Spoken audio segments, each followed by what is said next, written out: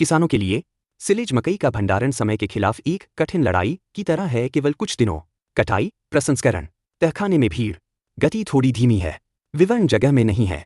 न केवल मकई के पोषण में छूट दी जाएगी, बल्कि असामान्य किण्वन, फफूंदी और अन्य मुद्दे भी हो सकते हैं। सिलेज भंडारण का एक अच्छा काम करने के लिए इन मुख्य बिंदुओं को ध्यान में रखा जाना चाहिए।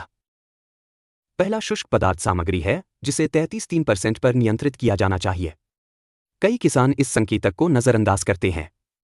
यदि सूखी पदार्थ बहुत कम है तो भंडारण के दौरान बहने वाले रस से बहुत सारे पोषक तत्व दूर हो जाएंगे। यदि सूखा पदार्थ बहुत अधिक है, पहला शुष्क पदार्थ सामग्री है, जिसे 33-3% पर नियंत्रित किया जाना चाहिए। कई किसान इस संकेतक को नजरअंदाज करते हैं। यदि सूखी पदार्थ बहुत कम है तो भंडारण के दौरान बहने वाले रस से बहुत सारे पोषक तत्व दूर हो जाएंगे। यदि सूखा पदार्थ बहुत अधिक है।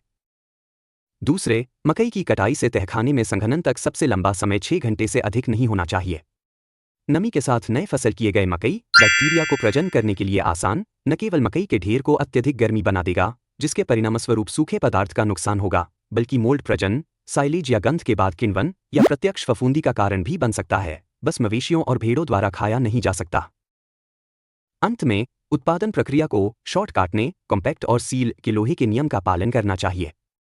कटौती की लंबाई को लगभग 2 सेंटीमीटर पर नियंत्रित किया जाना चाहिए और एक ही समय में मकई के दानों की टूटने की दर 90% से अधिक तक पहुंचने के लिए सुनिश्चित की जानी चाहिए, जो न केवल बाद के संघनन के लिए सुविधाजनक है, बल्कि मवेशियों और भेड़ों के लिए पाचन को भी आसान बनाता है।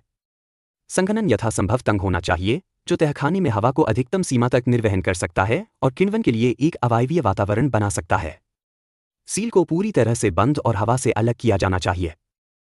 इसे खत्म करें, 45 दिनों तक धैर्य से इंतजार करें और उच्च गुणवत्ता वाले सिलेज मकई का एक तहखाने तैयार हो जाएगा।